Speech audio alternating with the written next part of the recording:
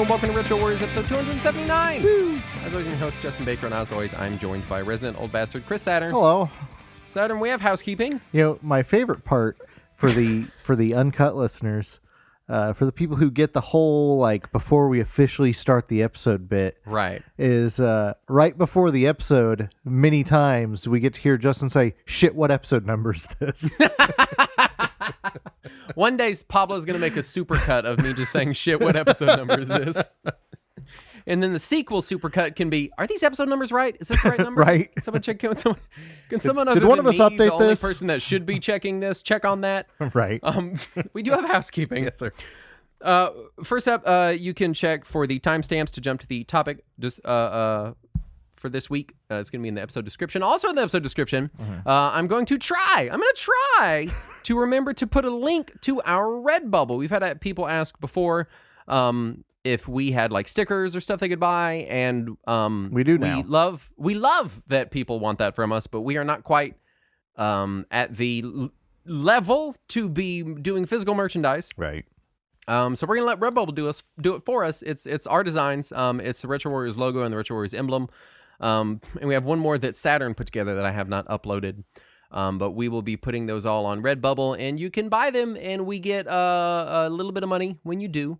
Now, I can say I have purchased many T-shirts from Redbubble, and they were all excellent quality. I've not bought stickers, though. I've bought some stickers from them. I've bought our stickers from them. I have not received them as of this recording. So my only concern is that maybe our art assets don't translate well to sticker form.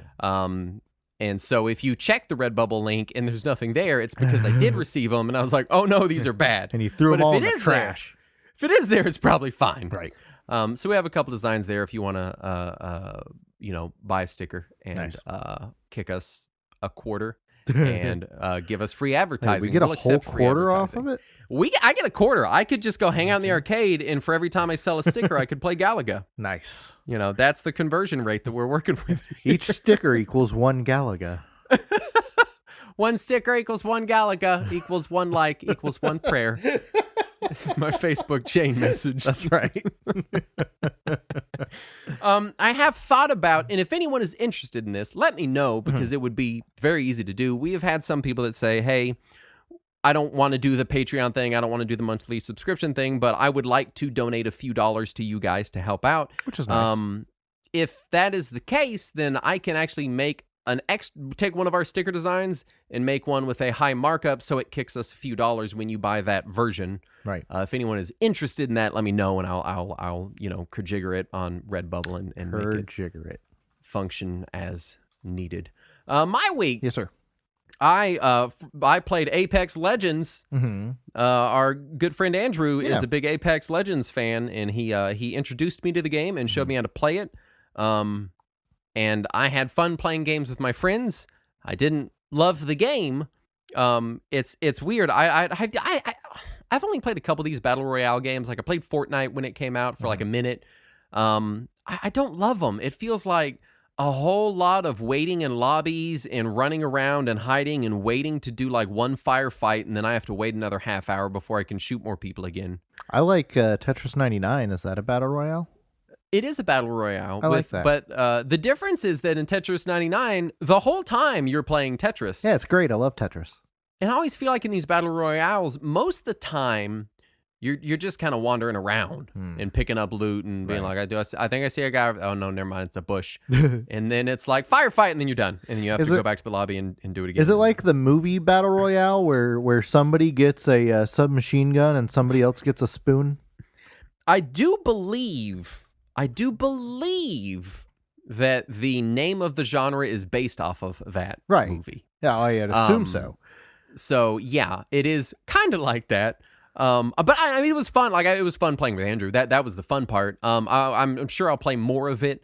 I've still yet to click with these battle royales. I keep wanting them to be shooters, and I think they just kind of aren't. It's like a little bit of shooting involved.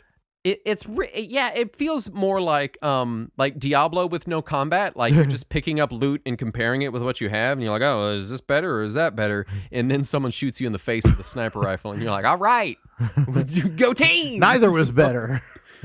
We played one game where we ended up in second place and Oh. we hadn't encountered a single enemy. Oh, nice.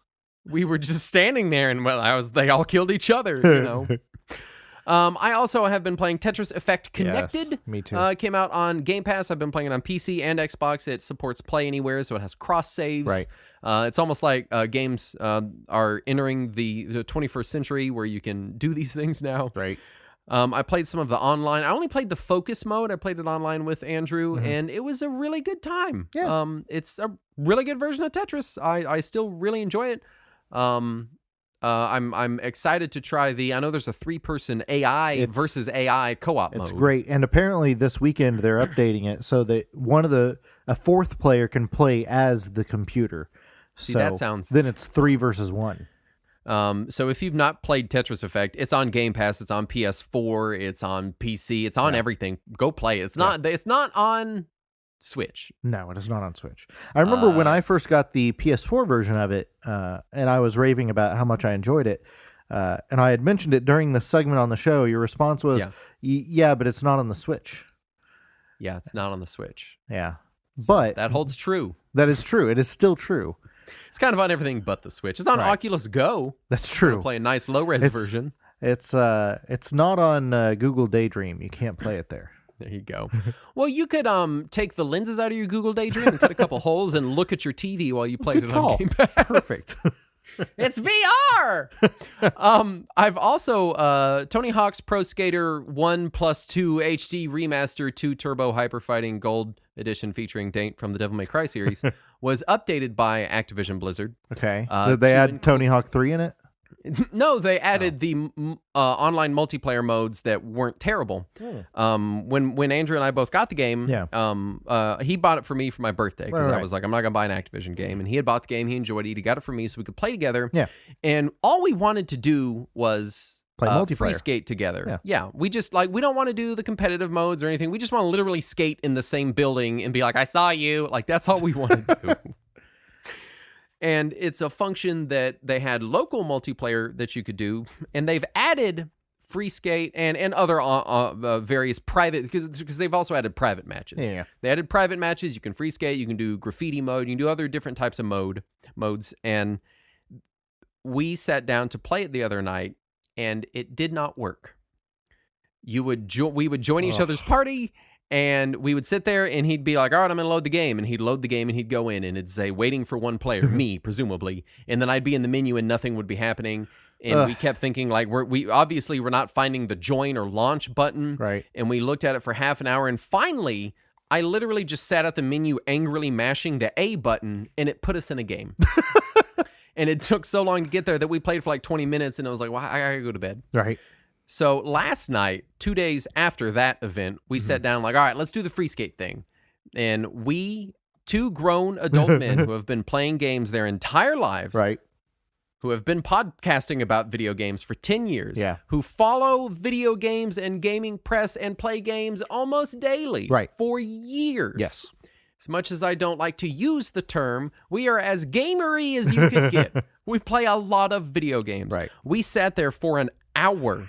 One entire hour with the internet and YouTube and Reddit open, trying to figure out how, because we could join each other's private match and then be like, all right, you're in Andrew's private match. Cool. Can I play the game? No.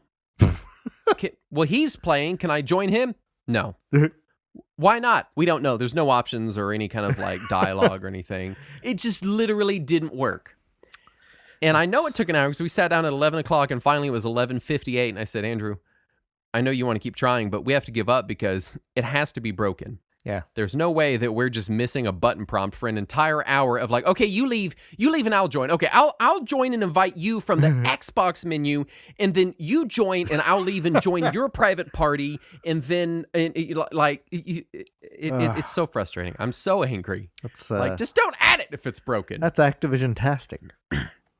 And so then that was the night we played Tetris Effect. And that's other than fighting Tony Hawk's Pro Skater and Apex and Tetris, that's all I've really been playing. Nice.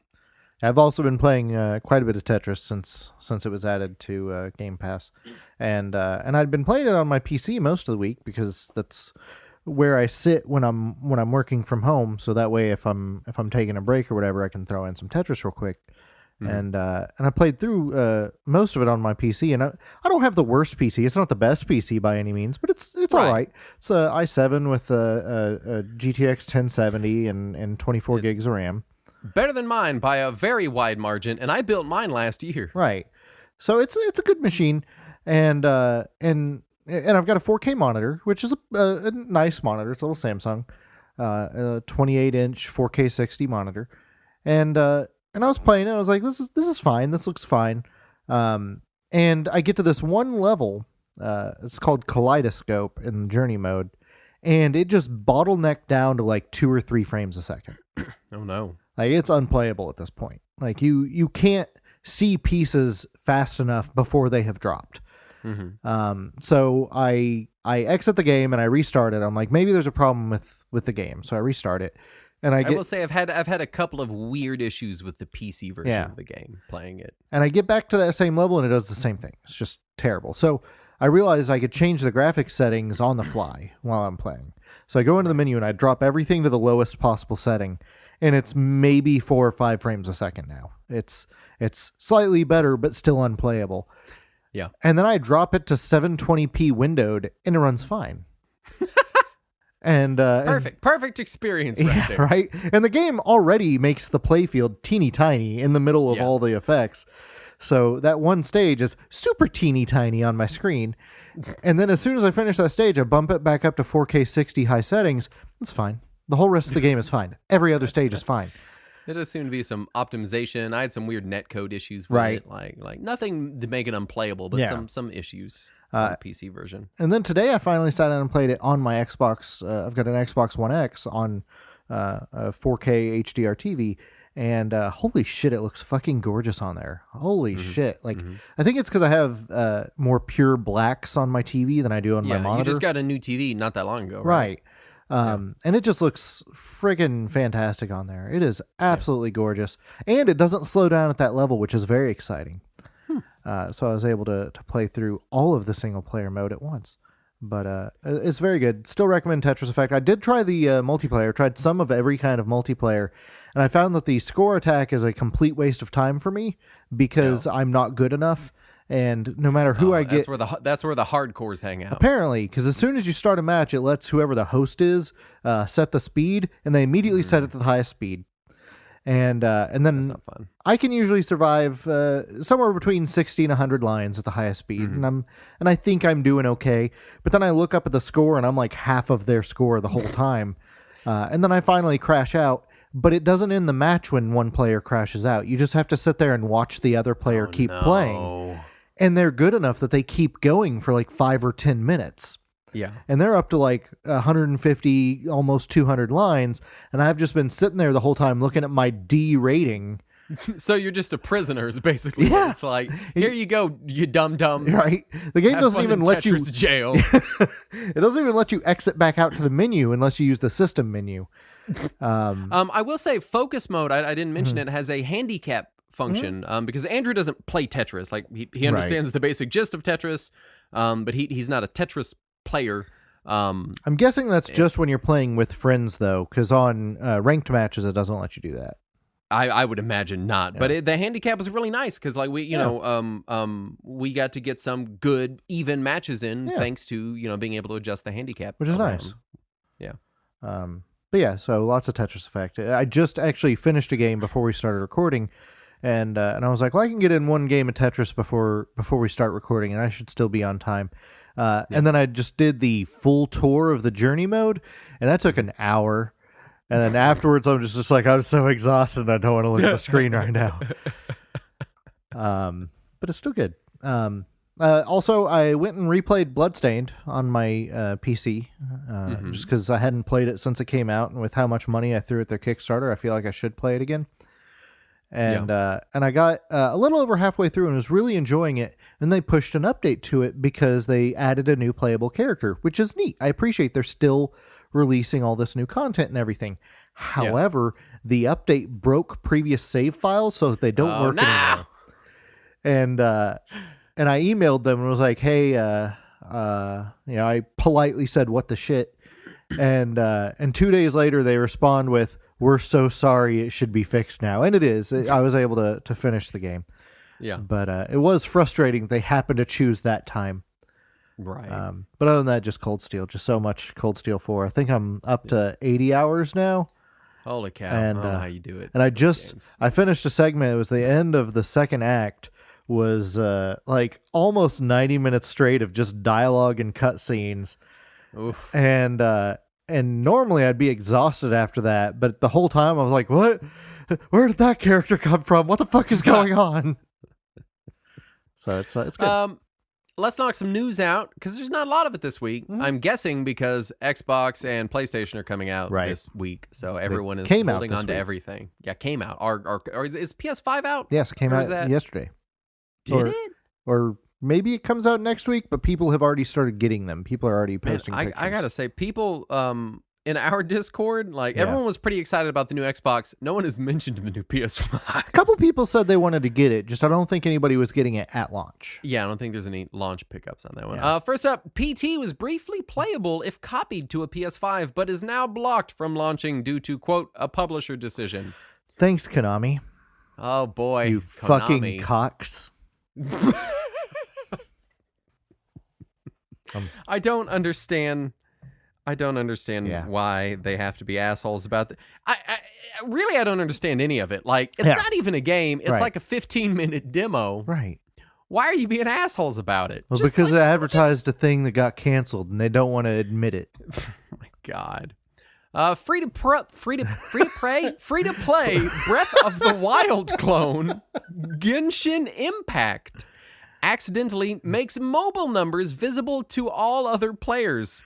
Oops. So when you see another player, you can see their full phone number. Well, no, you have to look it up. So is that it? What it was they had a thing where if you forgot your password or whatever and you put in your username and you hit the forgot password, it would be like, do you want to send your reminder to this phone number? Okay, so it wasn't just like you're on their forums and you're like, there's another user and that's their phone number. You got to actually look for it. Right. And it was restricted too. I think it didn't affect users in China, but did affect literally everywhere else in the world or something like that. Yeah. Sega interested in releasing more of Atlus's back catalog after unexpected success of Steam port of Persona 4 Golden. It turns out, and I don't know why Sega is still always shocked by this because they've been doing it for 20 years. It turns out when you release your games on more things, people play them on more things. That's crazy. I think Atlus is more surprised than Sega because Atlus has been very much, we will only release this in exactly the way that we intended to release it. Yeah, and Sega's over there like, we've been releasing the same Sega Genesis games for 30 years and people still eat it up. So yeah, just go nuts. I feel like Atlus and Falcom both are these old Japanese companies that are like, we will only do this one thing and we will make it exactly this way. And then the localizers, in this case Sega and Nipponichi, are like, no, we're going to port it to everything for the international release, and it's going to sell way better. And they're surprised by it every time. I gotta say, I've grown quite fond of Sega. Yeah, quite fond, especially in light of Nintendo's recent bullshittery. Amazon reveals some Xbox Series X pre-orders will not be arriving until late December. Thanks for telling us when they come out. Right. I like how clearly you were enunciating Xbox Series X. I just want to call it the Xbox Sex. That's what I always call it in casual conversation. We were talking about it today in the Discord. It's a terrible name. What about the Series S though? What do you call that one? The Xbox Ses. It's like if Adam Sessler made a video game console. Oh, gross. He called that the Xbox Ses. Nobody remembers who Adam Sessler Nobody is. wants to think about sex and cess at the same time. Nintendo reveal. Now I kind of wish that when he introduced himself to people, he's like, "I'm the Cess." And they're like, "Don't ever say that again." I just imagine all the time Morgan Webb is right behind him, giving this face like, "I don't know that guy. I don't know him." Nintendo reveals that the Super Mario Bros. Anniversary Edition Game & Watch will ship with a language error. What is the language error? Apparently it was like if you selected French, it would show German, and if you selected German, it would show Italian, and if you selected Italian, it would show French. Something weird like that. And of course, you can't update it. No. So it's just fucked. Yes. So they did imply there would be a second run of them that would be corrected. Yeah. So that's something. But it was funny because the same day that Nintendo announced that, I had just gotten an email from my employer about an update they just sent out, and they were like, We just sent out this update along with this video so that you can watch the CEO making their presentation about it. But do keep in mind that if you select a different language, if you select Spanish, it'll play in Spanish. But if you select Japanese, it'll play in Chinese. And if you select Bulgarian, it'll play in French. I'm like, what is going on today? Who programmed this? It's opposite day. Turns out they got Nintendo to do it. Also, the Nintendo Super Mario Brothers Anniversary Game & Watch released in America today. Yes, with no pre-orders. It was just up for sale at Best Buy and Amazon today. So after it was able to be pre-ordered in Japan and European territories, right, and then they allegedly couldn't get FCC approval in the U.S., so they didn't do a pre-order, and then literally Best Buy at 1 a.m. is just like, here it is. Yeah, you can pick it up in store today. I was mad about it because I don't think we didn't even have a date. Right. Like we didn't know it. We just knew around this time, and they just drop it in the middle of the night. And I saw the link at 1 a.m. and I got mad at Nintendo, and I was like, I'm not doing your random bullshit. Jump up out of your chair, run across the room, and pre-order an NES Classic fucking shit. I'm not playing your game anymore, Nintendo. I'm in the warm, loving embrace of Sega now, where I can play my games on anything. And I like that I still am like, I'm going to go to Sega. Like, Sega's not been directly competing with Nintendo for fucking years. Decades now. But in my, like, kid brain, I'm like, fuck you! You know? You moved to the other side of the playground. I want to go fast, Nintendo. I'm going over there. They've got blast processing. And so, I was like, you know what? I want it. But I'm not going to play their bullshit game. I'm not going to freak out. I'm not. It was like 1 a.m. and I'm like walking to bed and I look at my phone and I was like, of course. Yeah.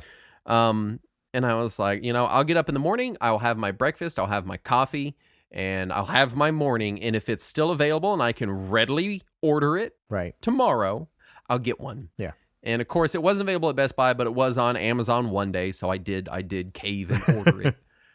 Because I had said, I was like, if they make it readily available and I don't have to freak out or go on BrickSeek or stand in line, I'll get one. Right. And to their credit, it seems to be relatively available. I'm sure by the time you're listening to this, they're all gone. Way gone. But maybe that second wave will show up. Right. They do seem to be implying that there will be waves. Yeah. I'm still a little frustrated because they did say outright there will be a pre-order window. We will announce when the pre-orders will begin. And then they're like, it's here, buy it now. Right. Did they even tell us which retailers were even going to have it? Because I don't think we even knew what websites to be looking at. And that's the frustrating part, is it's like, I understand you're just this tiny mid-tier Japanese company, and you definitely don't have millions and millions of dollars rolling in from your Switch and your Pokemon properties. Right. But hey, maybe you could just be like, hey, I don't think we're going to do pre-orders. It's going to be at these retailers. Like, you knew when you announced it what retailers were going to carry. Right. There's no way you didn't. You have to make those deals way in advance. Right. And even if they didn't know at that time that they wouldn't be doing pre-orders, they have Twitter. They have all kinds of ways that they can speak to people. They could have released a bullshit Nintendo Minute video where they would have been like, well, due to some licensing issues, we couldn't get the pre-orders, but you'll be able to buy them at these retailers on this day. They could have done that. They have the channels for it, and they didn't.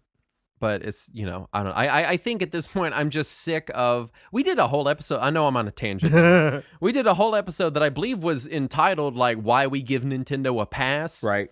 Well, I have revoked that pass, Nintendo. It has run out. You get no pass anymore. Quit playing your fucking bullshit games with your limited digital editions, and you're not telling us when things are going to be available. This is ridiculous. You're doing so good right now that there's no reason for it. I might still give them a little bit of a pass.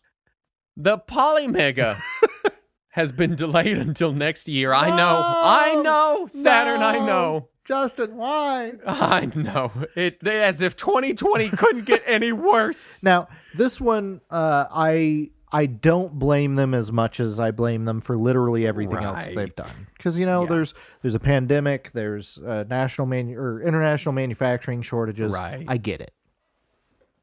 It's still funny. Yeah, it is very funny. They did announce that it was going to.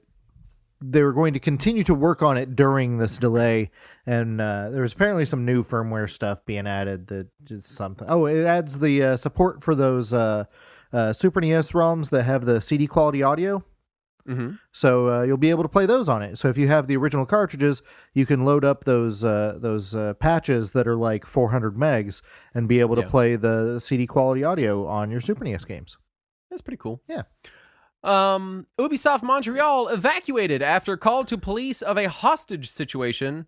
Appears to be a hoax called in anonymously in a practice that's commonly known as swatting here in the United States. And so I think it's still a developing situation as we speak, but well, from what I was reading, they did all of leave for the day anyway after that happened, and the police did say that it was based on an anonymous phone call that there was a hostage situation, and that everyone in the building confirmed that there was no hostage situation. Yeah. So whoever did that, I have no love for Ubisoft, but fuck you. I mean, seriously. Come on. These are just people working in an office. Right? None of them get paid enough to have to put up with that bullshit. No. That brings us to the topic at hand. This week we are doing our SHMUP Bootcamp. Yes. What is a SHMUP? Well, I'm going to tell you about it. What is it, Justin? If when we mention SHMUPs, you think, why do you keep making up words? Then this is episode for you. We're going to look at what makes a SHMUP, which SHMUPs to start with, and where to go when you discover how much you love the genre. But we're never going to define the word SHMUP. You just have to figure it out. No, we're going to define it later. I put it in the notes. It's shoot 'em up for people that don't want to wait. Shoot 'em ups. We call them SHMUPs. Yeah. First encounters, for me, the NES was my introduction to the SHMUP genre. Right. I was too young to have really enjoyed much in the way of arcade SHMUPs. But we had Abadox and we had the Guardian Legend on NES, which are both great games. Oh, yeah. Eventually I would play Life Force at my grandma's house on the NES she had there, and things just kind of went from there. I didn't really play any SHMUPs probably from then, so early or like probably mid Super Nintendo era is where this was, because I was real big into the NES way after it was relevant. And that continues today. Right. Until GameCube, when I picked up Ikaruga. Right. I was literally in Walmart and I was like, it's got a weird Japanese cover and it's like $9. It was dirt cheap. Right. Nobody wanted that game. That's a shame. And I played the crap out of that, and that was really the revival for me in my life. Nice. I was the guy who pre-ordered Ikaruga, just so you know. I was the one. Yeah, it was you. Yep, just me. Yeah, I started in the arcade, definitely. Playing a bunch of the early space shmups. I remember I used to sit there and just watch this one older kid play R-Type all the time because he was badass at it. And then as soon as he would leave, I would try to play and like die to the first like 5 waves of enemies. Yeah. But at home, I didn't have a ton as far as shmups go. I think on NES we only had like the World War II style shmups, like 1942 or Sky Shark and stuff like that. Right. So it wasn't until I had a Super NES and then a TurboGrafx that I started to get good shmups to play at home, and that's when I started to get into it. You know, I remember in the intervening period before Ikaruga, but after my NES games. There was one time that I was at some like lock-in for a church at a putt-putt, and they had an arcade, and then downstairs around this corner they had like a few arcade machines in this weird like pit that looks like they just didn't know where to put them. And it was what was it? I don't remember. Describe now. it. It was Raiden. It was Raiden. Oh yeah, nice. And I played Raiden there, and it's like for some reason as prevalent in video games, even from very early on, which we'll get into, shmups always felt like a rarity. They didn't feel like a thing that I saw very often. That's because you didn't spend a lot of time in arcades. I guess so. You know, I mean, to me, an arcade was a thing attached to Chuck E. Cheese or Putt-Putt or the mall. An arcade was never a standalone business. Right. So they were always, you know, we didn't have... Those standalone arcades had just rows of shmups. I imagine. Do have some listener feedback. First up, Mr. Hipshot says, with the help of MAME and Unlimited Continues, I was able to get into shmups for the first time this year. I picked up an X-Arcade tank stick, and it's been great. Nice. I hope you guys mentioned Cave, but in case you don't, I'll say that I've played through several other games, and I had an absolute blast as a complete novice. I played through Guwangi, Esperade, Espagulda 1 and 2, Death Smiles. You could pronounce that one. And a couple others I won't make Justin try to pronounce. Thank you. I recommend them all. I really appreciate how different all of Cave shmups look and feel. I'd love to hear your thoughts on them. Unlimited Continues are a must. I agree. I do like Cave's games, but like you said, if you don't have Unlimited Continues, they can be pretty rough. They're rough. And not everybody is willing to go in on the Unlimited Continues approach. So yeah. So I refrained from suggesting them for new players, but yeah, they are all great. Elknia Daffs writes in, congratulations, you guys managed to find a backdoor into doing another TurboGrafx 16 episode. Yeah. Yes, we did. New players should start with games like 1942 and Xevious, followed by games like Finalizer and Darwin 4078, where games introduce new complexities, then stuff like Salamander and Parodius. Following that, players could graduate to titles developed by Psycho, Success, and Treasure. Adhering to a chronology will allow a player to mature with the genre as it ultimately gets dominated by TurboGrafx 16 games and cave shooters like Gowangi and the stunning Mushihime Misama Futari. You want to try that one more time? No, I don't. That's as good as it's going to get. I think that was a one take. We got it. Rykar Starkong writes in, for a very long time, especially in the early 80s, shmups were quite possibly my favorite type of game. I can remember spending many an hour playing games like Leviathan and Armalite on the C64. Nice. When I got my first NES, the game I bought with my allowance money was Legendary Wings, followed by Dragon's Spirit. When the SNES arrived in the 90s, I couldn't get enough of games like Axelay, Phalanx, EDF, and of course Gradius 3. I found Ikaruga and Death Smiles to be quite fun, but these days I seem to be watching shmups more as Let's Plays or on Twitch than I do playing them myself. That's fair. Tam Chain writes in, on my first trip to Japan, I stopped by the Sega arcade in Akihabara. I dropped a 50 yen coin into some random machine that had a whale of a time on this bullet hell game. I loved it. After using up all my lives, I packed up and went on my way. Time skip 11 years, and there's a shmup sale on Steam. I pick up a random one that was about $2 dues, looked cool, and was highly reviewed. And after starting it up, I couldn't help but feel nostalgic for these particular endorphins shooting around my brain. Sure enough, after digging through some old photos, this was the same Crimson Clover World Ignition I had played in the tobacco-stained arcade all those years ago. A game that I mentioned not too long ago, and will mention again tonight. Nice. Yeah, that's always a good feeling when you find that one weird game that you played in the arcade forever ago. Justin, don't break the illusion. It might not be night for the people listening. Saturn, why don't you give us a scope and definition here before we jump into the actual history? So, again, this is mostly an introduction. We're not doing a master class. And honestly, I'm not sure if either of us are qualified to teach a master class on anything, aside from maybe virtual pet collecting and Western Dragon Quest releases. I could maybe do one on Godzilla film chronology. Oh, yeah. But that's about it. But if anyone wants a master class on virtual pets, let me know. I could do a master class on controller connectors as long as nobody wants anything to know about the technical side. Well, this one plugs into that one, and that one plugs into this one. Perfect. This one's shaped like a weird shape. This one's a rhombus. For the definition, as we said earlier, it's a portmanteau of the words shoot 'em up, sometimes also referred to as scrolling shooters. And despite being a word that's entirely created in order to define the specific genre, its definition has shifted over the years and occasionally is still in contention as to what games do or don't fall into the genre. The most commonly accepted definition is 2D or 3D games from a mostly fixed perspective where you control a spaceship or some spaceship XP to shoot a lot of things, typically while progressing through a stage. But Saturn, what about flying person shooters where you're a little person? That's a spaceship XP.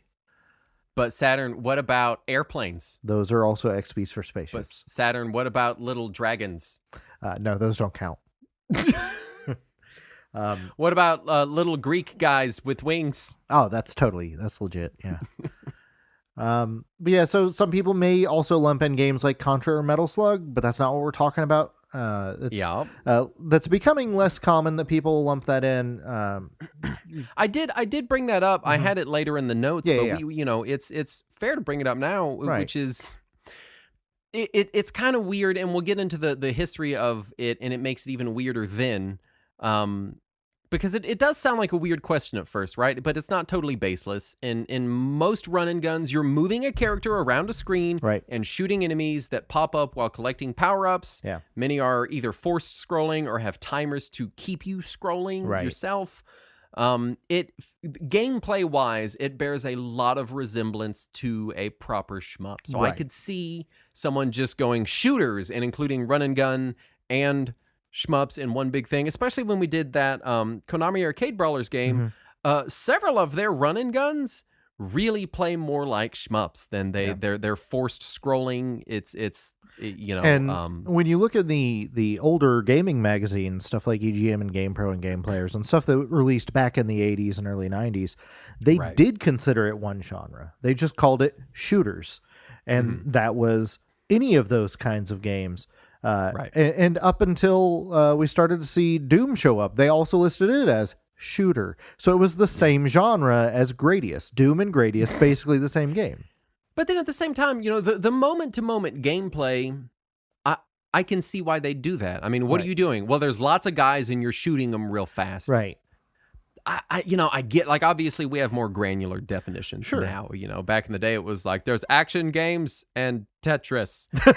But I remember I don't remember which magazine it was, but one of them actually in their thing where they would define how they rate games had a list of all the possible genres of games. And it was like action, adventure, puzzle, role-playing, shooter, strategy. That's it. That's all the games. Perfect. And then there's the games you have to go behind the beaded curtain in the video store to buy. Those are special adventures.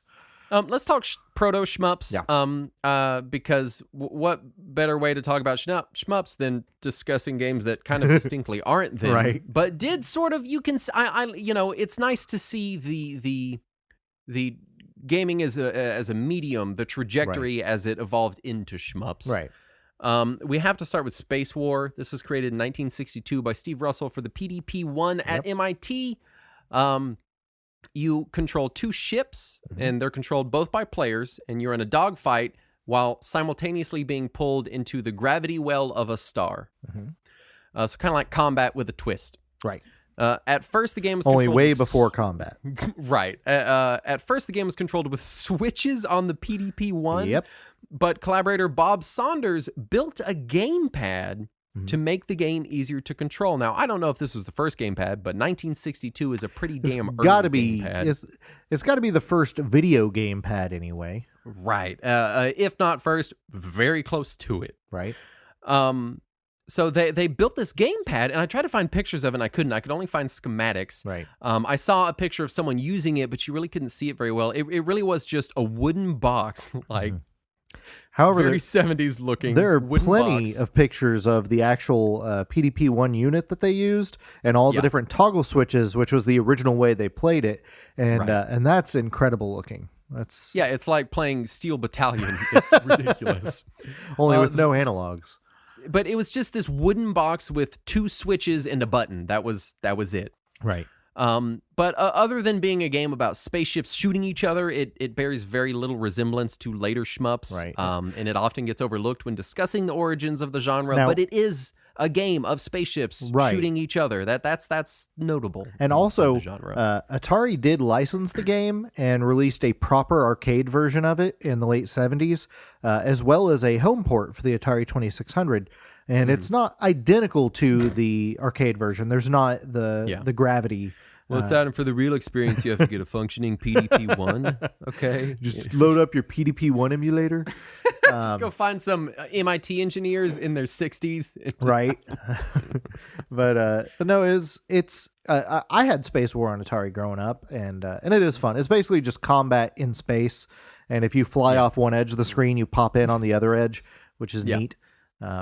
But yeah, it's definitely, you can definitely feel the early influence there. Yeah. Next one I want to talk about is Gunfight, known as Western Gun in Japan and Europe. It was designed by Tomohiro Nishikado for Taito, released in 1975. Nishikado you may recognize as the Space Invaders guy. Right. U.S. version was designed by Dave Nutting. Oh! And it is a multi-directional shooter that features dual stick controls. So basically twin stick shooter. That must be where Nutting and Associates got its name. I don't know. I always wondered that. I just this thought is they allegedly, just chose some inappropriate name. This is allegedly, in 1975, the first depiction of a gun on screen in a commercial video game. Huh. This is when all of the video game violence started, Seth. Yeah, this was the beginning. This is Taito what led to us all released, being completely unhinged today. Taito released several games that would kind of play around with ideas that would eventually be coalescing into shmups. Right. The game Interceptor, also by Nishikado, was a first-person flight combat game. Nice. Missile X featured the ability to fire missiles and destroy enemy tanks, and Sub Hunter was a submarine combat game. A little bit later, you have Bomber, which was released by Sega in 1977, and this is hailed as the first side-scrolling shooter for arcades. So we're getting close to feeling like a shmup. Players dropped bombs on targets while firing at enemy jets that appeared. Like, looking at it, you might call it a shmup. You know, you could see that and be like, yeah, I mean, definitely. Right. 1978, you have Space Invaders, which is kind of a weird one because it's not quite a shmup, but it really popularized a lot of the ideas that later games would build upon. Now, some people do lump it in the shmup genre. They'll call them, I think, static shmups or single screen shmups. And I could see that, like, even later games like Gartic was one of those types of games. And Nishikado has stated he drew inspiration for Space Invaders from Gunfight, Breakout, and War of the Worlds, among other things. Makes sense. And it's definitely a big, again, Taito and Nishikado really pushing forward in what would become this genre. Right. And it's still a very well-known game today, and it makes Square Enix a ton of money. You have Galaxian in 1979 and the Galaxian lineage that leads into Galaga. Still not quite a shmup, kind of more like Space Invaders, but with more ideas mixed in. But it did feature much more dynamic enemy movement than Space Invaders and introduced a power-up of sorts with the double ship trick that you could do. Which, the first time I saw that in the arcade just blew my fucking mind open. Mine too. I was like, you can do what? And it's what caused me to put so much money in Galaga. Growing up. You got Defender 1981, which popularized horizontal scrolling. Right. Though it's still not quite a shmup just because Defender, while it has most of the definitions of a shmup, you just loop around in a circle over and over again. Because if you go right like two screens, you've ended up back at the left of the first screen. Yeah. So you just don't go anywhere. I didn't have it on my list, but I should have also added Asteroids. Yeah, that's fair. Which was that 77? Sounds right. 78? 77, 78. Asteroids was another one. I mean, you're a spaceship moving around shooting things. Yeah. And then you get to Xevious, which is where you really start to... It feels like this is a genre now. This is shmups. This is a thing. Which Xevious introduced vertical scrolling. It was a scrolling shmup with moving enemy patterns. Right. And even playing it today, you're like, oh yeah, there's no question, this is for sure a shmup. Right. It is one. Yeah. So that's kind of, and that's not even all of them. There are hundreds of games that you could. There are hundreds of games between 1962's Space War and 1983's Xevious that you could really kind of lump in there. Yeah. But I feel like Xevious is where the genre really first starts to feel like its modern iteration of itself. You can really play that and see that, yes, this is where it's coming from, and then it leads us into all this other stuff. Right. I would also throw Scramble from 81 in there. It was Konami's side-scrolling shmup. It was basically proto Gradius before Gradius. There wasn't. I had that one on my list, but I couldn't find enough information about it. So I'm glad you mentioned it. I've played it. I've got some collection or another that has it on there. It's really bland, but it's very early, so it makes sense that it is so bland. But it's you can see where they were going with it. So as we've kind of illustrated and discussed, there's no real hard definition of really any game genre. That's true. At all. So we probably should define what we personally feel like shmups are, what we look for in them, why we like them. And for me, my shmup requirements are pretty lax. I have to have a vehicle of some sort, a spaceship, a plane, a submarine, that shoots formations of enemies in a scrolling environment. But what if it's just like a flying girl shooting things? That counts. Okay. If she's in a submarine. Otherwise, no. If she's on a broomstick, that's a vehicle. I don't normally play, I love Galaga, I like Space Invaders, but I don't normally play them when I'm in that shmup mood. For me, a scrolling environment is a kind of a deal breaker for what is and isn't a shmup. I personally like power-up heavy shmups, so a lot of the early stuff doesn't appeal to me just from that perspective, like Xevious and things. Galaga, you got that one power-up. The one. It was a good one, though. And I think a lot of the fun that I get from the genre comes in the form of small burst entertainment. Anytime I'm just wanting to play a video game for a few minutes, shmups are very high on my list of genres I gravitate toward. Because it's nice, like, hey, I've got 10 minutes. I'm going to play Crimson Clover. I'm going to play Radiant Silvergun. I'm going to play Salamander, whatever. Right. And I can play for 10 minutes, but then if I also want to sit there and play for a long time, there is a very high skill ceiling. Yes. If I really want to chew on something, there's enough game there for me to really put time in, or just play a couple levels for a few minutes till I game over because I've got 10 free minutes here. Which is nice. For me, I agree with a lot of that. For me, the big difference between the real classic style shooters like Space Invaders and Defender versus what I would consider a shmup is the progress you make. And shmups, you progress through a stage. You eventually get to a boss or at least some kind of ending that transitions you to something else. In more simplistic games, you either stay on one screen or you move back and forth between a couple of screens. I do make some exceptions to that rule, like Fantasy Zone, for example, has a similar stage layout to Defender in that it just loops forever. But once you accomplish your objective in Fantasy Zone, you at least fight a boss. So it has that flow to it that makes you feel like you're making forward progress. I also am with you as far as I like a lot of power-ups. I will accept games that don't have power-ups as being shmups. They're just not shmups that I will pour a lot of time into. Right. It is nice to see that there's just, like you mentioned, you can put in 5 minutes, you can put in an hour. But in addition to there being a high skill ceiling in certain games, there's also a wide variety of difficulty levels in the genre. There's incredibly basic games that almost anybody can pick up and, if not master, have a good grasp on quickly. And then there's your insane bullet hell shooters where until you know what you're doing, it just looks like diarrhea on the screen and you have no idea what's going on. Yeah. Let's quickly jump through the types of shmups before we get into recommendations and where we would go with this information. Because when you're looking at shmups and you're saying, hey, I want to get into this genre, these are probably the terms you're going to see thrown around, and it pays to understand them. Thankfully, they're pretty self-explanatory. Right. You have vertical shmups, which are possibly the earliest kinds, like we talked about with Xevious. They're games that scroll vertically, and sometimes are awkward on TVs without pillar boxing. Yeah. You'd be looking at games like 1942, Twin Bee, Radiant Silvergun, Ikaruga, every other Salamander level. These are the games you want the taint mode for. Right. You have horizontal shmups, which scroll horizontally and work better on regular TVs. Games like Scramble, Gradius, R-Type, Darius, and then every other Salamander level between the vertical ones.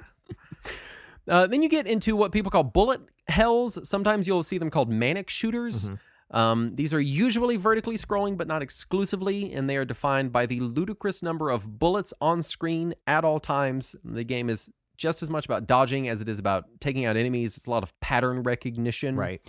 And it's games like Radiant Silvergun, Ikaruga, Dodonpachi, most stuff by Cave. Yep. And this is kind of not a hard-defined thing. Right. You'll see people sometimes argue like, oh, yeah, that's a bullet hell shmup. And someone else will be like, no, it's not. Right. In a general sense, they require a slightly different skill set than just plain Jane shmups like Gradius or R-Type or Right. whatever. So it pays to be aware of requires a lot what more you're getting into. focus and being able to quickly adjust your movement. Yeah, than just I noticed racking up score. I noticed bullet hell shmups really kind of tickle that same itch as like puzzle games. Yeah, or rhythm which games. is just it's just high speed pattern recognition. You're just also shooting a thing. Yeah. And it kind of varies, because like I talked about Crimson Clover a few weeks ago and how yes, it is a bullet hell game, but the game is designed with that in mind, so it doesn't play like most bullet hell games. So you kind of get into weird fuzzy gray territory with this. Other games like Jamestown is a great shmup. A lot of people call it bullet hell, but one of the main abilities in the game is called Vaunt, and a Vaunt gives you a bubble that protects you from any bullets, so you don't really have to memorize the patterns like you do in some of these other games, Right. And then you have Cute-em-ups, which I think would probably be one of the better subgenres to start with. These are games Though some like... of them are also punishing. That's true. We're talking games like Proteus, Fantasy Zone, Star Proteer, Odomedius, Cotton, Twin Bee, Magical Chase. You can tell because they're cute. Yes. But whereas horizontal and vertical scrolling shmups are defining like how the screen moves, bullet hell is kind of talking about the difficulty of it. Cute-em-ups is not really... You can have a Cute-em-up bullet hell vertical shmup. Right. You'll see all of these adjectives attached in front of a game. Yeah. So keep in mind, you can have different combinations of different subgenres, and it's normal because people just have to put everything in boxes. And some things don't fit into any of those boxes. Like, specifically, I was thinking of Zaxxon, Sega's old arcade game, which plays from an isometric perspective. And so there's a Neo Geo shmup that is isometric as well. I want to say, was it Polestar? Maybe. I don't remember. But yeah, there are some weird isometric ones. Yeah. And they just don't quite fit into any of those other boxes. And then you have what Saturn has listed as questionable shmup categories. So you have things like multi-directional and twin-stick shooters, so Robotron, Smash TV, Geometry Wars. Are they shmups? Aren't they shmups? Yeah, they kind of. Yeah. It's hard to say. I don't lump it in with shmups, but I find too many websites that do, so I felt it was worth mentioning. It does bear mentioning just because twin-stick shooters really are a much more rigidly defined genre than the other subgenres we've listed. Right. Usually twin-stick shooter is generally a fixed screen at a time. Right. And you move with two sticks. Right. You also have rail shooters, which like Space Harrier, Panzer Dragoon, Sin and Punishment, which kind of are shmups, but sort of also not. Right. And again, they're more rigidly defined than like horizontal or bullet hell or whatever. Right. But you may see them lumped in from time to time. I don't know that either of us would just go, oh, that's a shmup when talking about a twin stick shooter or an on rails shooter. Yeah, I wouldn't refer to Total Carnage or Star Fox as a shmup when I'm thinking about them, but I can understand why somebody may put it in their list. Yeah. So let's talk game recommendations. These are specific games, why you may or may not want to kind of get started with them in this genre. And I figure we can just go back and forth on it. My first one is Guardian Legend, which I think is a great game to start with because it's a mixed genre game that gives you a sort of Zelda-like experience with shmup levels in between. And you get to talk to this big poof ball guy with eyes. Yep, you do get to talk to the poof ball guy. Yeah. You can grind, choose different paths. You can there is a ton of power-ups in the game. Yeah. Really too many. Oh yeah.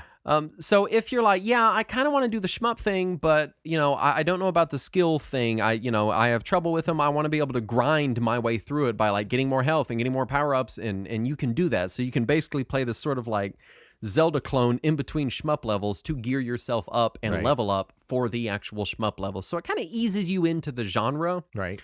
Which is nice, and it helps that it's a fantastic game with a fantastic soundtrack. That's just really, really fun to play. Oh, yeah.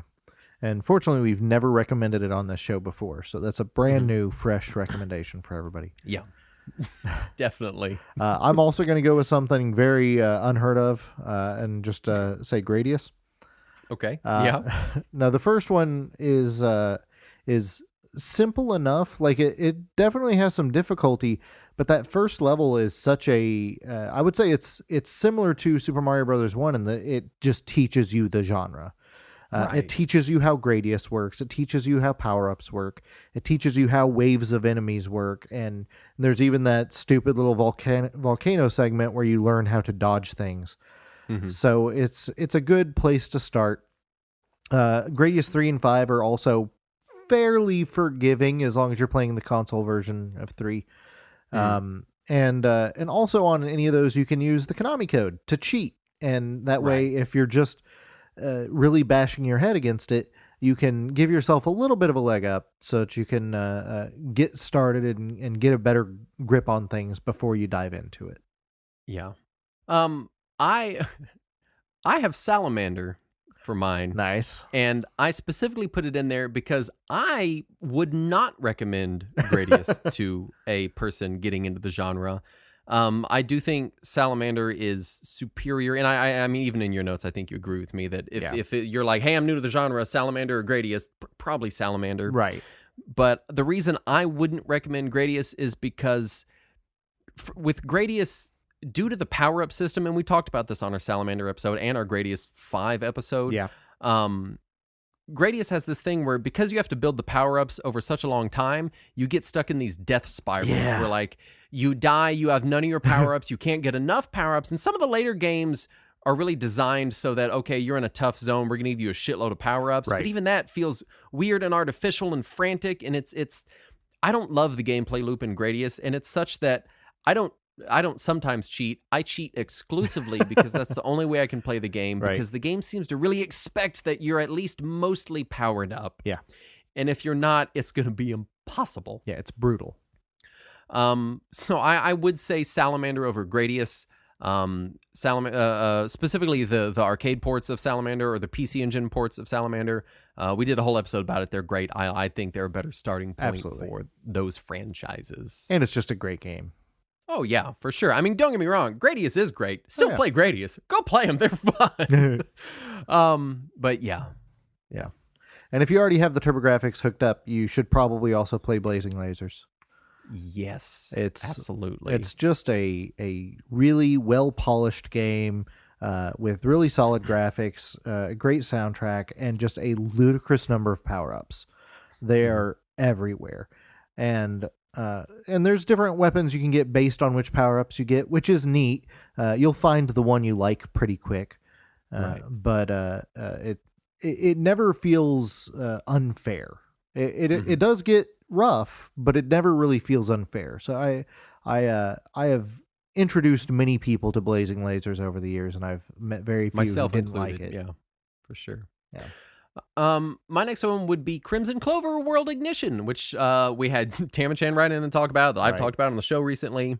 It's available on Steam, and it's on Switch now. Nice. And I like this one because at first glance, it really does look like a bullet hell game. But the gameplay has you constantly working toward these like screen clearing bombs and like super modes such that you really aren't spending much time dodging big patterns of bullets. Right. So if you're interested in bullet hell games but find them kind of intimidating because they're too hard, or you're not really good at pattern recognition even as a grown 32-year-old man like me, then Crimson Clover is a great place to jump in. And only because I thought about it earlier in this episode when I mentioned it, and because I forgot to put it in my notes, for someone who's like, yes, I want bullet hell, but it looks too hard, Jamestown is also a great place to start. Those are both great bullet hell style shmups that they're not quite throwing you off the deep end with like Espagul or Donpachi or something crazy like that. They let you kind of ease into it. I'm going to go to Xanic, which was on NES. It's a compile shooter on the NES. And it does feel a little more simplistic than most of compile stuff, but it's still just really well polished, a lot of fun. There's also a PS1 sequel, which you're not going to find physically. It's really hard to find. It's Japan only, and it's very expensive. But it was released on PSN for PS3, PSP, and PS Vita, and also you can play it on whatever emulator you want. And it's still kind of simplistic even on PS1, but it's a ton of fun, and it's easy enough to warm you into it. Right.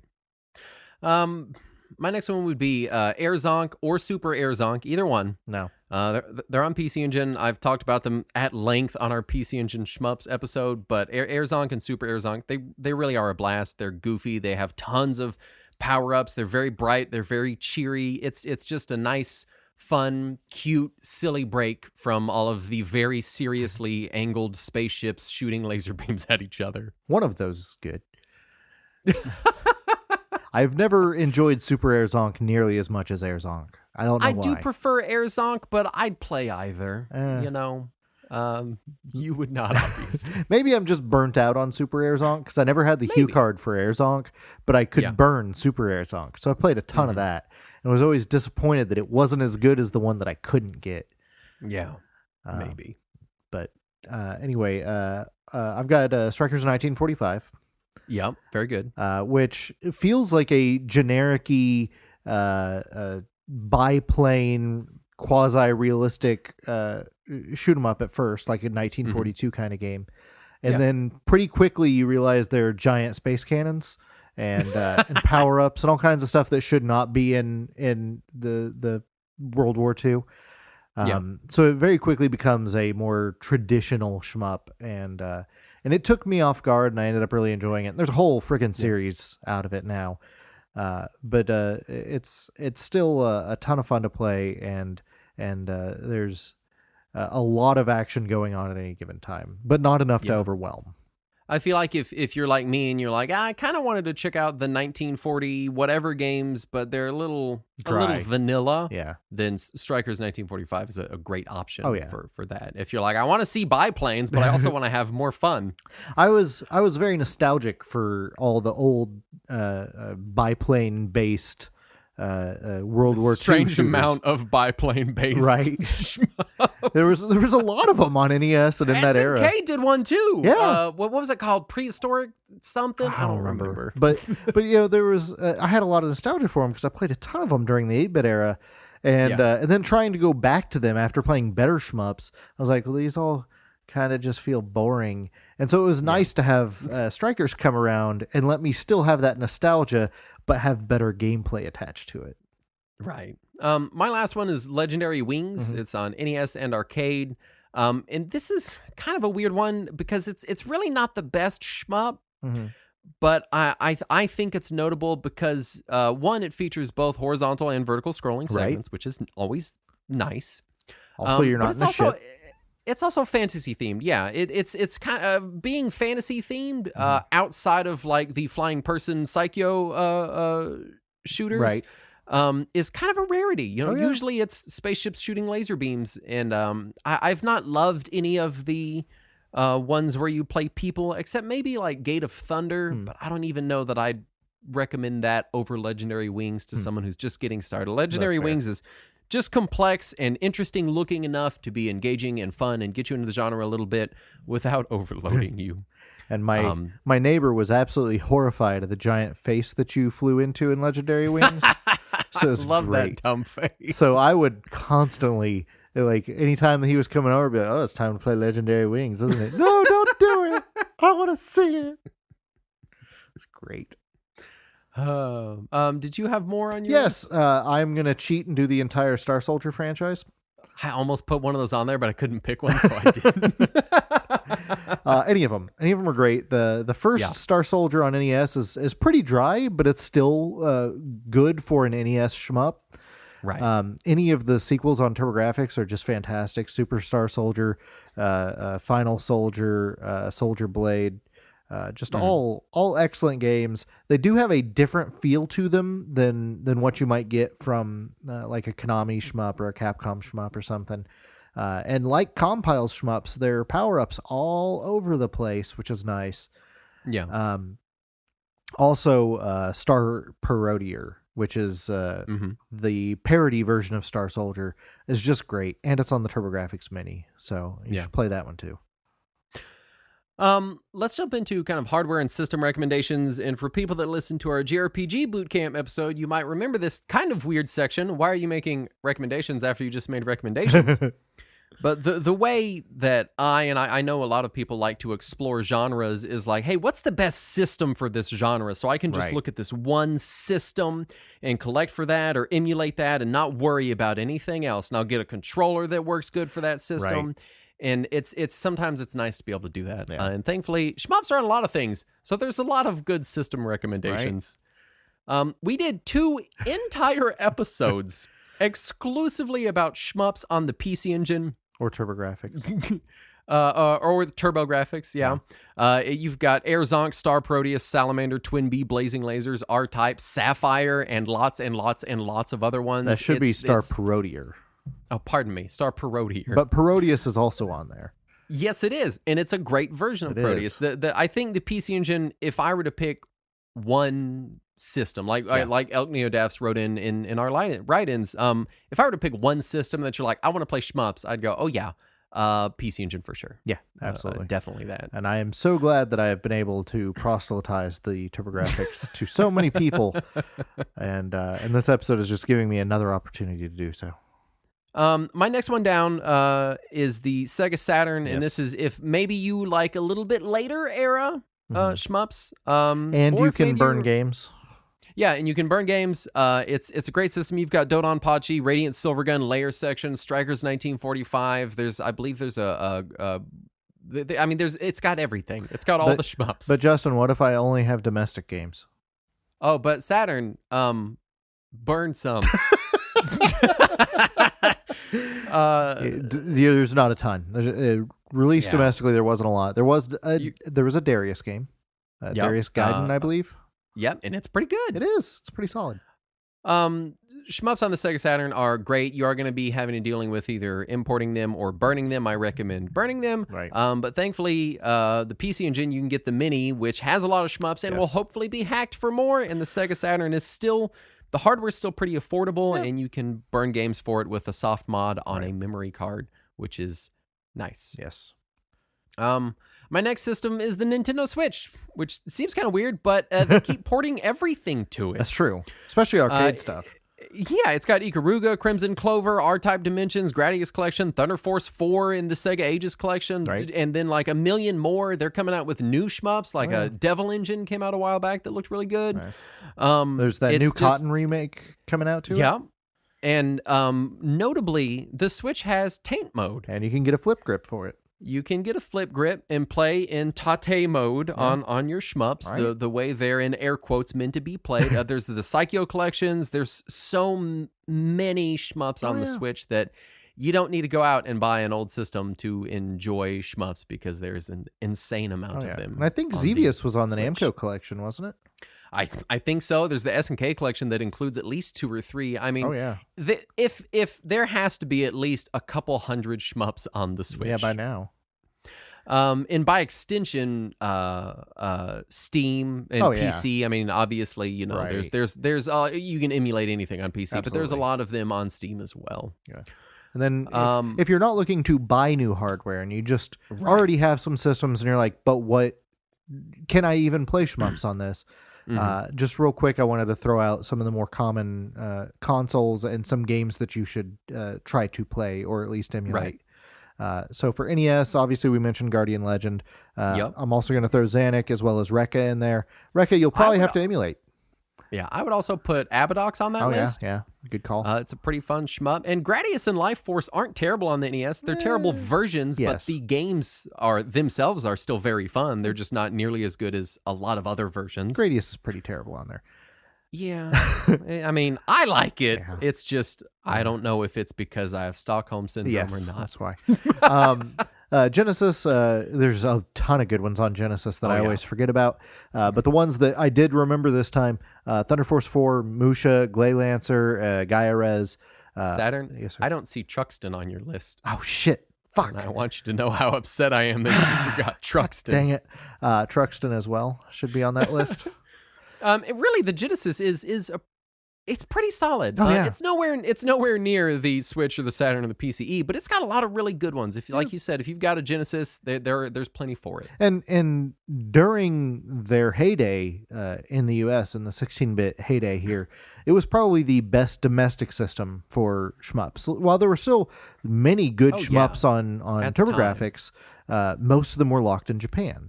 Mm-hmm. So the Genesis was a great option there. But if you did have the Super NES, if you were that guy, there are some more well-known ones like R-Type and Gradius and stuff. But I did want to mention Axelay, Space Megaforce, and UN Squadron. All a ton of fun and things you should look for. I would also throw Earth Defense Force in there. Oh, yeah, Super EDF. I love that game. Which is a pretty good shmup. And Super R-Type is also good. Also, D-Force. It's a game where it's a helicopter shmup, and it feels very generic and bland at first, but then you get bombs that are just massive and enormous. So I do like that one. And there's dinosaurs. You shoot dinosaurs with a helicopter.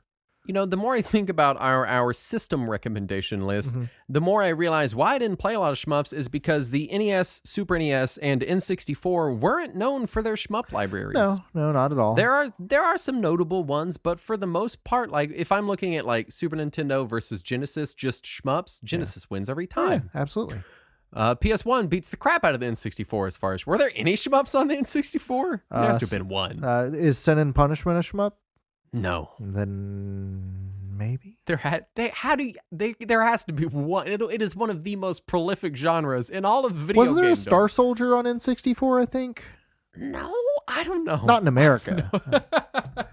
I guess what I'm saying is, if you like shmups and that's what you want to explore, maybe don't go N64. Oh no, it was in America. Star Soldier on N64 came out in America. Yes, there's one. We did it. Yay! There's one. It might not be a shmup. It might have been a 3D action game. I don't know. And obviously lots and lots of the games we mentioned here started in arcades. So basically any device you can run Final Burn or MAME on by extension would be able to play lots and lots and lots and lots of shmups. But if you're like, hey, I want to focus on a system, then there you go. And we didn't even mention any of the CD-based TurboGrafx shmups. Like Gate of Thunder. Said Sapphire. Oh, that's true. Sapphire, but also like Gate of Thunder, Lords of Thunder. Sapphire is still so impressive to me. What an impressive game. Yeah, for being on a system with an 8-bit CPU, that's fucking insane. So that's our Shmup Bootcamp, and it does feel kind of weird because it's such a big genre, and even the really hard or complicated shmups, it's so easy to jump into them and just start shooting stuff. Oh, yeah. That really, it doesn't particularly matter where you start. True. If you're like, hey... and honestly, it's such a prolific genre and so easy to get into that it would be kind of weird if someone was like, hey, Justin, I want to get into shmups. Where should I start? I'd be like, any of them. Just pick one. The closest one on the closest system you own. The first one you should play is Nier Automata. Yeah, there you go. You did sell that to me as a shmup RPG. And it has shmup segments. Oh, gosh. There's like 3 of them. There's shmup segments. There's also twin stick segments. There's there's lots of places to start. And the genre is very broad. Yes. But really, my advice is pick a system you already have, and I'm sure there's a shmup on it. It may not be the best one. It may be Gradius on NES, but there is one. It's there. Even the N64 has a shmup. And I just looked it up. That Star Soldier is a shmup. So there you go. There's one. All of every system. I would be shocked if there's any system past the NES that does not have at least a one shmup and on like somebody said in the write-in, even the C64 had some okay shmups on there. Yeah. So even like the oldest microcomputers had decent shmups on them. Yeah. Anyway, that's SHMUP Bootcamp. You should go play some shmups. Yes. And I'm going to stop saying shmups because the word's lost all meaning. But they're very fun, and I like them a lot. Yes. And you should play them too. Agreed. Anyway, we have a Patreon. It's Yes. patreon.com/Retro Warriors, where you can support us financially. Isn't that what you always wanted to do? Support us financially? Bucket list. Support the Retro Warriors. And you can get cool things like uncut early access to our shows. Usually within a day or two after we record them. Yep. You can get your name read on the show. You can get our spinoff show Talking Wizards. That's just weird. And it's got lots of good stuff. And you should How much do that. cereal did you guys talk on Talking Wizards this We've last not time? talked cereal in a while, and I meant man. to, and I forgot. The last Talking Wizards we recorded, Andrew and I sat there for 10 solid minutes going, damn, I forgot to talk about blank. And then finally we got so mad. How much Tony Hawk did you talk about on Talking Wizards? Almost none on this one. Oh, okay. Yeah, Was that the previous one? interestingly. I believe so. Okay, my Yeah. bad. Anyway, we do want to thank the following patrons who made this show possible. The Techno Funk Boy, Amarlian, Craig C., J-Dub the Gamer, Robert Vieira Jr., Logan Sharp. I love John Travolta, and the whole world should know it. We do. We already did. Ebucel.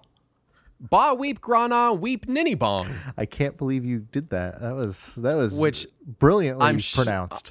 I'm sure you recognize as the universal greeting from the 1986 Transformers film Saturn. I did don't not have to say it to you. And also Grady Haynes. Are all the people we would like to thank for making this show possible this week. And if you don't want to do the Patreon thing, you can also, like we said earlier, check out our Redbubble and buy a sticker, or rate and review us on your podcast aggregator of choice. It helps a lot. Absolutely. Anyway, thank you so much for listening. We'll be back next week. And as always, let us cling together.